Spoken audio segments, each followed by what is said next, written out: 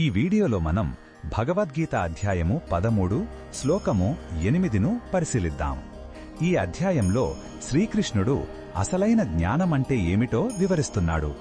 సమాచారం సేకరించడం జ్ఞానం కాదు, కొన్ని సద్గుణాలను అలవరుచుకోవడమే నిజమైన జ్ఞానం అని ఆయన బోధిస్తున్నారు. ఈ శ్లోకంలో జ్ఞానానికి పునాది అయిన ఆ సుగుణాల జాబితాను ప్రారంభిస్తున్నాడు. మొదటగా ఈ పవిత్ర శ్లోకాన్ని భక్తితో విందాం. అమానిత్వమదంభిత్వమహింసా క్షాంతిరార్జవం ఆచార్యోపాసనం శౌచం స్థైర్యమాత్మ వినిగ్రహః. ఈ శ్లోకం అర్థమేమిటంటే నిజమైన జ్ఞానం ఈ లక్షణాల రూపంలో ఉంటుంది అని కృష్ణుడు చెబుతున్నాడు.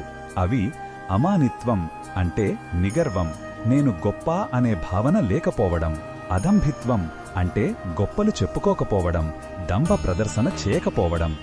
అహింస అంటే మాటల ద్వారా చేతల ద్వారా మనసులో కూడా ఏ ప్రాణికి హాని తలపెట్టకపోవడం. క్షాంతి అంటే ఓర్పు మరియు సహనం. ఆర్జవం అంటే నిష్కపటమైన స్వభావం, సూటిగా ఉండటం. ఆచార్యోపాసనం అంటే జ్ఞాని అయిన గురువును సేవించడం. శౌచమంటే శారీరక మానసిక శుభ్రత. స్థైర్యమంటే ఆధ్యాత్మిక మార్గంలో స్థిరంగా నిలబడటం. ఆత్మ వినిగ్రహః అంటే మనసును ఇంద్రియాలను అదుపులో ఉంచుకోవడం.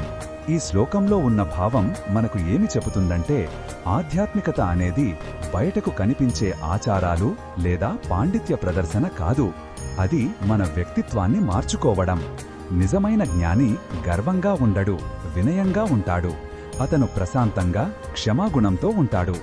జ్ఞానమనేది పుస్తకాలలో కాదు, మన ప్రవర్తనలో, మన గుణాలలో ప్రకాశిస్తుంది. ఈ లక్షణాలు మనలో ఉంటేనే మనం భగవంతుని తత్వాన్ని అర్థం చేసుకోగలం. ఈ బోధనను మన దైనందిన జీవితంలో ఎలా ఉపయోగించుకోవచ్చంటే, మనం ఏదైనా మంచి పని చేసినప్పుడు గర్వపడకుండా దానిని భగవంతుని కృపగా భావించడం అలవాటు చేసుకోవాలి. ఇతరులు మనని బాధపెట్టినప్పుడు వెంటనే కోపగించుకోకుండా ఓర్పు వహించడానికి ప్రయత్నించాలి. మన ఆలోచనలను, పరిసరాలను పరిశుభ్రంగా ఉంచుకోవాలి. అనవసరమైన కోరికలను, అలవాట్లను నియంత్రించుకోవడం ద్వారా ఆత్మ వినిగ్రహాన్ని సాధన చెయ్యాలి. ఈ చిన్న చిన్న మార్పులే మనల్ని ఉన్నతమైన మార్గంలో నడిపిస్తాయి. మరిన్ని భగవద్గీత శ్లోకాల అర్థాన్ని తెలుసుకోవాలంటే మా తదుపరి వీడియోలను తప్పకుండా చూడండి.